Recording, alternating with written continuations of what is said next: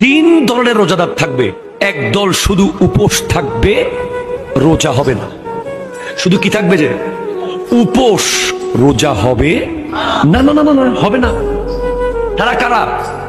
যারা রোজাও রাখবে, মিথ্যাও বলবে, রোজাও রাখবে, গীবতও করবে, রোজাও রাখবে, লাখে 10,000 খাবে। খবরদার, তোমার সেহেরি আর ইফতার নাটক। তুমি লাখে 10,000 নিবা, আবার সেহেরিও করবা, আবার ঘুষও খাবে, ইফতারও করবে, জুলুমও করবে, ইফতারও করবে, গালিও দিবে, রোজাও রাখবে। এদের রোজা হবে না। রোজা কি? রোজা হলো চোখের রোজা। চোখ দিয়ে অশ্লীল দৃশ্য না দেখার নাম রোজা। কান দিয়ে গীবত গালি না শোনার নাম রোজা। মুখ দিয়ে গীবত না করা আর গালি না দেওয়ার নাম রোজা। হাত দিয়ে ইসলাম বিরোধী কিছু না ধরার নাম রোজা।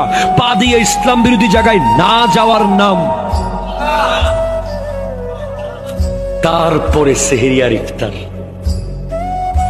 না হলে সেহেরি আর ইফতার না, এটা হলো বাটপার।